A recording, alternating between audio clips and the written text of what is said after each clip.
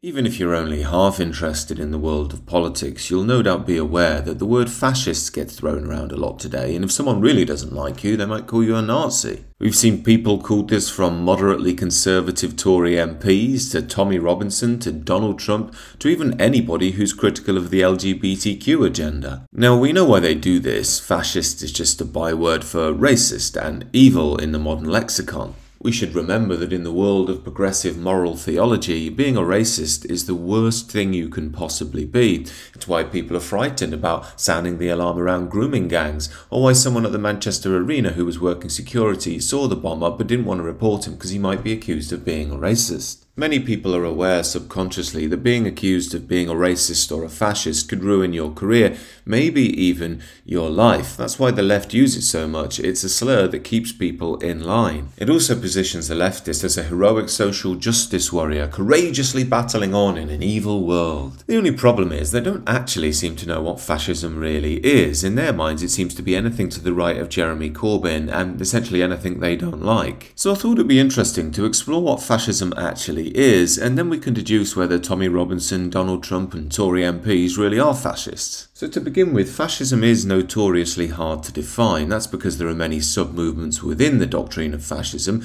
but also because people on the right tend to see it as a left-wing movement and those on the left see it as a far-right movement. Now, I think both sides have got a point there, but in order to understand fascism fully, we have to explore its roots. This means starting with the philosophical father of fascism, Giovanni Gentile. Now, Gentile was an idealist. Now, to oversimplify things a bit here, idealism is the philosophy that the whole of our experience emanates from our thoughts, from our mind. Now, this is important because it implies that how one thinks about the world is how one changes the world. It's what gives fascism its revolutionary nature, unlike the steadfastness of conservatism, say.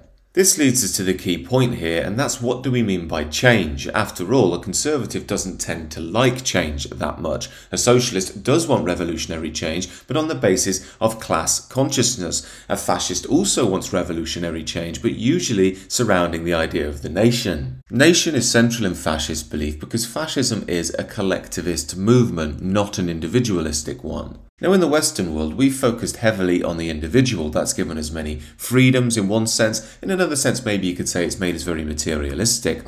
However, in fascist thought, the nation comes first, and your duty towards that is central to every person in such a system. Given the focus on the nation, it also means that fascism tends to be socialistic economically. After all, the Nazis were called the National Socialists. Fascist thought tends to be anti-capitalistic as well as anti-communistic. It's also rigidly hierarchical, with an authoritarian and often totalitarian leader at the top with almost transcendent qualities. So as you can see, fascism doesn't neatly fit in the left-right dynamic. It has elements of both. Economically, it's quite socialist. However, when it comes to cultural issues, it's much more right-wing. And this is why you get memes such as the one on your screen. You have a fascist who sees an anarchist socialist and a capitalist and thinks they're both liberals. You have an anarchist socialist who sees the fascist and the capitalist and thinks they're both capitalists. And then you have the capitalist who sees the anarchist socialist and the fascist and thinks they're both socialists. But we haven't yet addressed the elephant in the room, and that's the Nazi Party and their racialist theories. Yet despite fascism being renowned for its aggressive racialist theories, it's questionable as to whether it was inbuilt into the system or added by Hitler himself. For instance, take this quote from one of Gentile's students, the fascist Balbino Giuliano: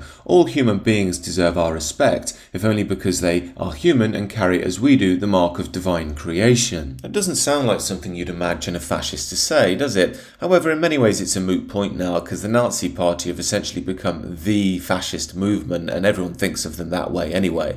But for the sake of argument, it seems that fascism has always acknowledged natural social hierarchy, but it was arguably Hitler who added in the racialist theories to that. So with that sharp and somewhat simplified overview of fascism, it leads us to the key question: are people like Donald Trump and Tommy Robinson actually fascists? Starting with Tommy, he's never really said anything about his economic worldview, and to my knowledge he's never called for a fascist takeover of the UK government, so in that sense I don't think he is really a fascist. I think he gets the label because he's very patriotic and he's been highly critical of Islam, which the left see as racist. Further to that, it's always seemed a bit odd to me to call Robinson a Nazi or a fascist, given he's a massive Zionist. Here he is in the streets of London wrapped in an Israeli flag. Further to that, many on the hard right in the UK don't tend to like Tommy Robinson, as they view him as too Zionistic and too pro-multiculturalism. It's a similar story with Trump. He's very patriotic, which the left see as fascism, and he's also been very critical of migrants, which of course to them is evil and racist and so on. And economically, Trump is not a fascist in the slightest. He's not a big state guy at all. He's more a libertarian in the American tradition of free markets and so forth. And like Robinson, he's also very, very pro-Israel, so it's a bit absurd to call him a fascist or a Nazi.